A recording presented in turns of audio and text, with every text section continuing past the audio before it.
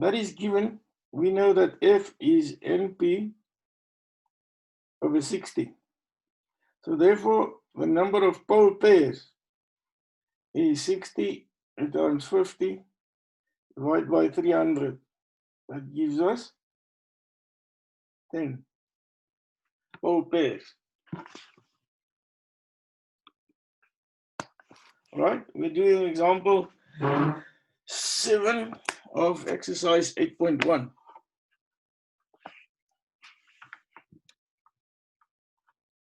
All right, so therefore, P electrical is going to be P times P mechanical. So that means we have 10 degrees electrical. Okay? And then epsilon is 5/6 of the pole span. Of pole pitch. Now, pole pitch, remember, so pole pitch is 180 degrees. So therefore, the pitch of the factor or the winding is quoted by 1/6 of 180. Because it says they're 5/6 of pole piece, pole slot. So that means epsilon is equal to 30 degrees. You with me? All right. Now, we can determine the full load current. All right, first of all, let's look at the number of conductors. There are 6 conductors per slot.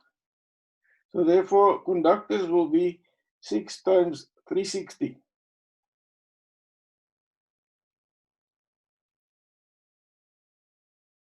Which is 18210, 2,100. How much? 1,800 plus 360.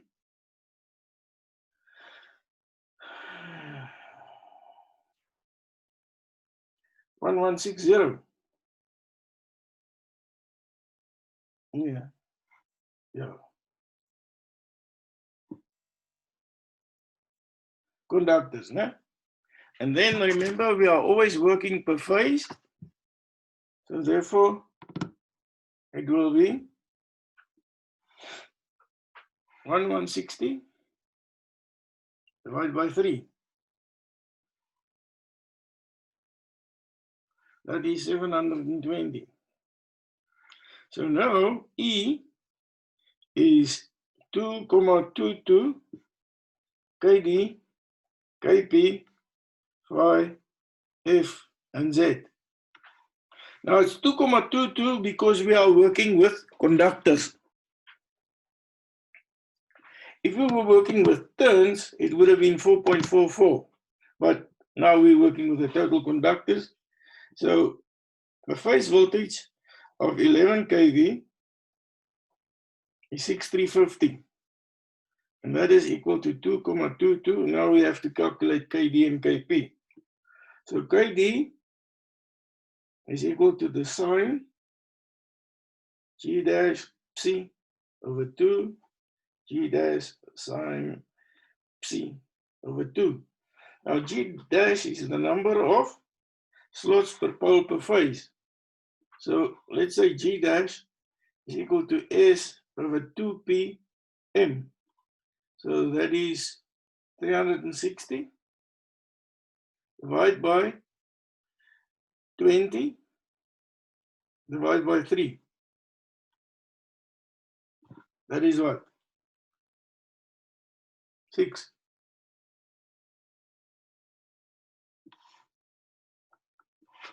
You agree? So that means it will be the sine of 6 times 10. So that's 60 divided by 2 divided by 6 sine 10 divided by 2 sine 5. And you can calculate that quickly. 0.5 divided by 6.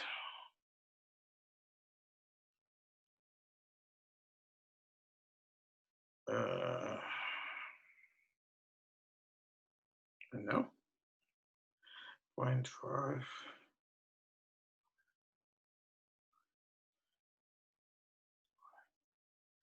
I get it is 0.956. Yeah. And then KP. Can you see that? KP is cos of epsilon divided by 2.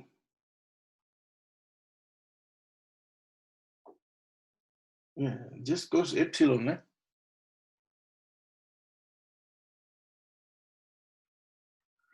So cos of 30.866. Gee, now check something. That's epsilon over 2. It's my bad. So that's 15 cos. Oh, what's going on here?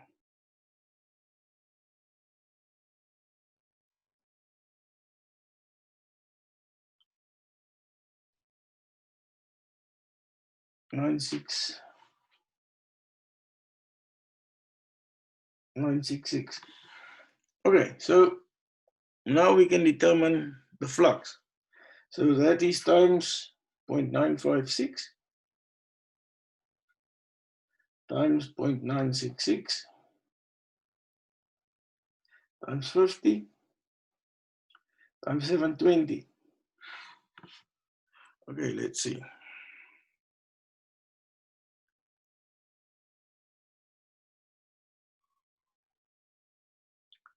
2.22 divided.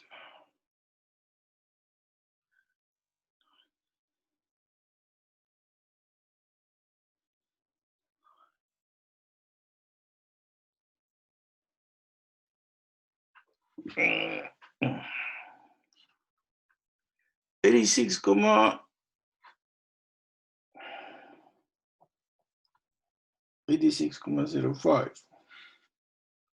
That's almost 86,2. Well, that's okay. That comes with the rounding off of the numbers, okay? And then they want the current per conductor. I is S divided by square root 3 V line. That's 10 meg divide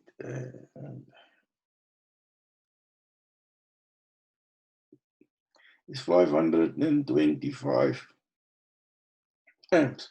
And all these conductors are connected in series, therefore the current per conductor will be 525 amps. Is that okay?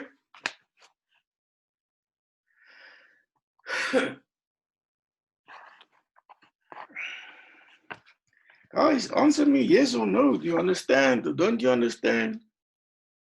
Must I go to sleep or whatever? I will see it, sir. Can you see it? Yes. Yeah, you can see it whenever. Okay.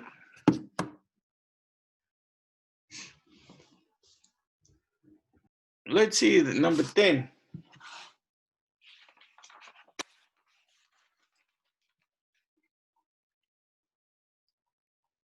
It says there a three-phase stator has 4 slots. So G dash is 4. The coils are coded by 1 slot. So epsilon is equal to psi.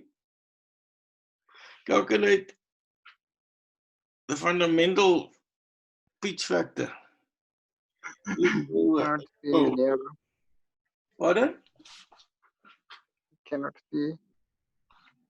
That's That's number fine 10. now. Exercise 8.1, number 10. So we can do KP and KD. Sommer. All right, G dash is the slots. That means it's 4.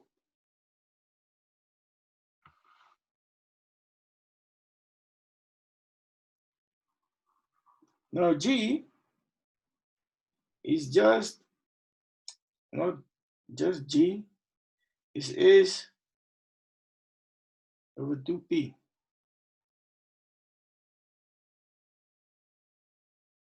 That's not going to help.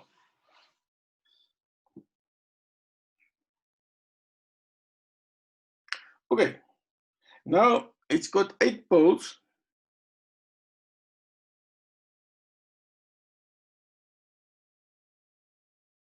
Okay, calculate the fundamental frequency for 8 poles.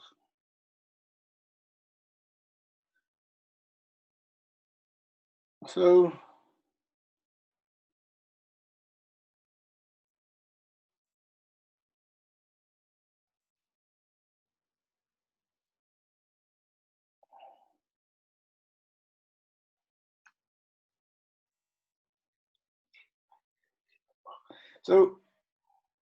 what is the mechanical distance between 2 poles?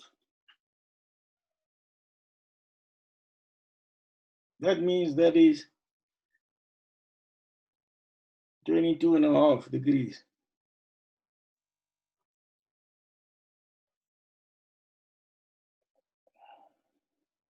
Mechanical, no?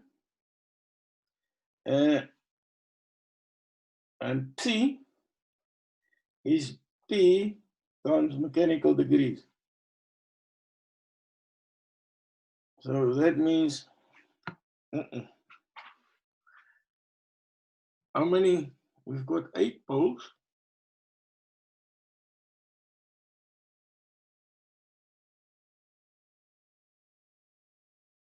Think, guys, this is a trick question. No, there's no such thing as a trick question. It's only a lack of knowledge. Yeah, Oh, please. time is running out already. Right, we've got 9 minutes left. Come on, show me the whole page.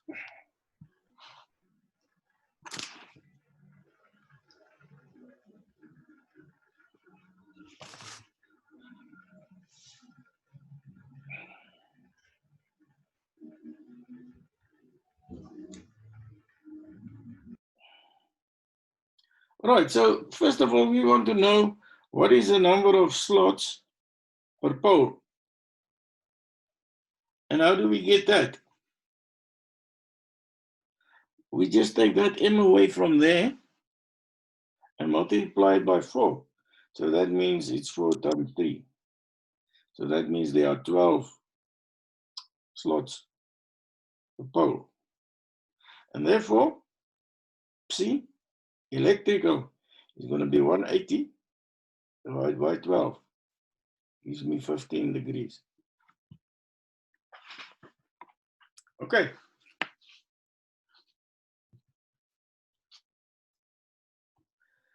So now we can calculate KD. So KD is sine G dash psi over 2 over G dash sine psi over 2. So that means it's the sine of G dash is 4 and 50 is 60 divided by 2 is 30 divided by 4 sine 15 divided by 2, so 7.5.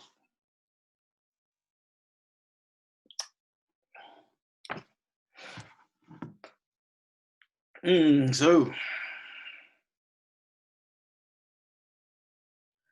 sine 30 4 divide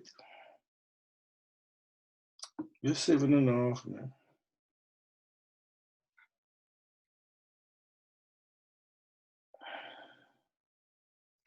That gives me 0.9577.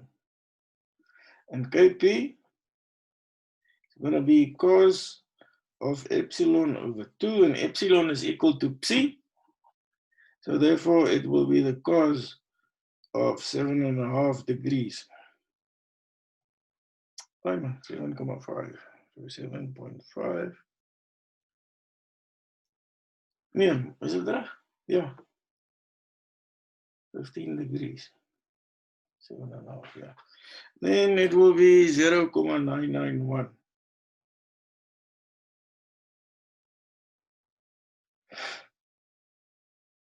And then the winding factor is the product of the two, Kp, Kd.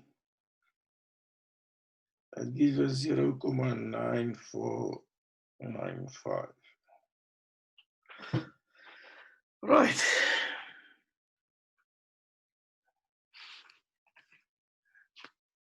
Any question on voltage regulation? The synchronous method is quite easy. There you are given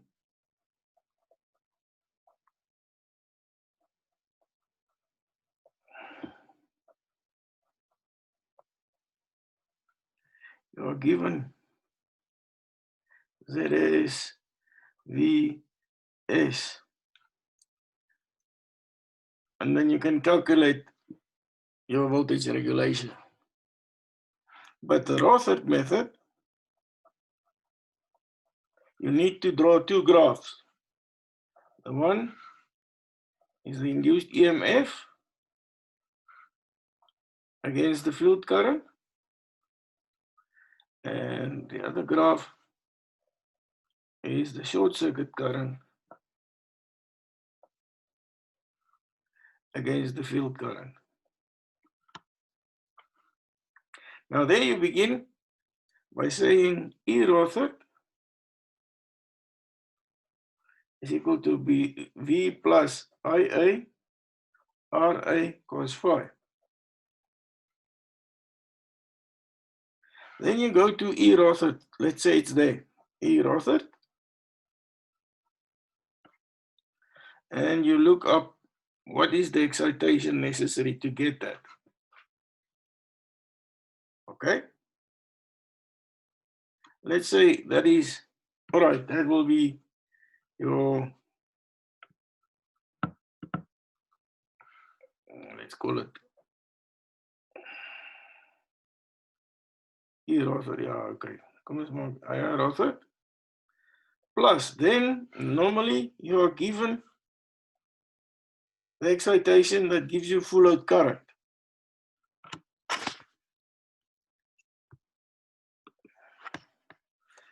Then, all right, plus I short circuit full load current.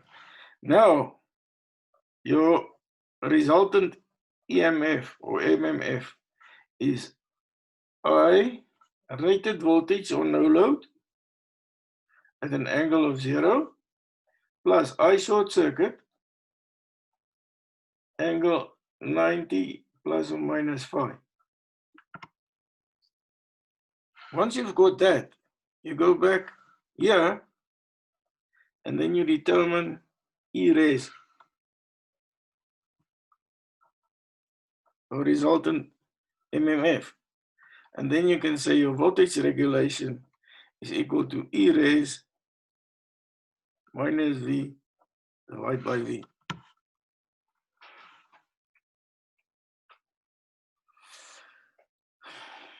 Does that help? Yeah, boo.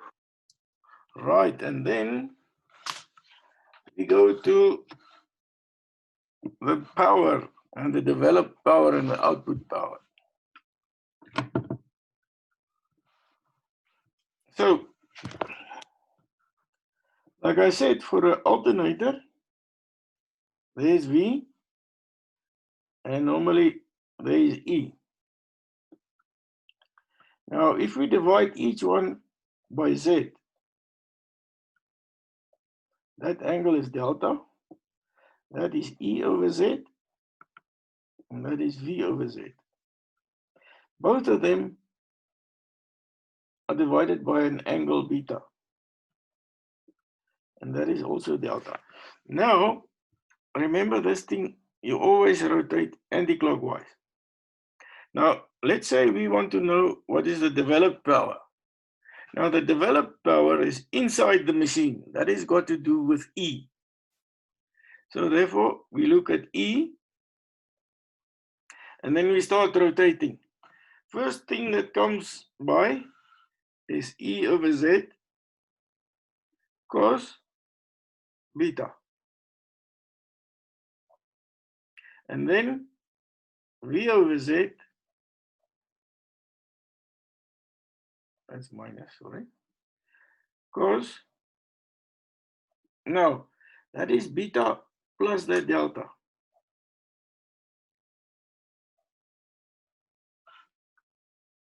Now, that is now your developed power in terms of impedance angle and load angle. Let's say PD in terms of impedance angle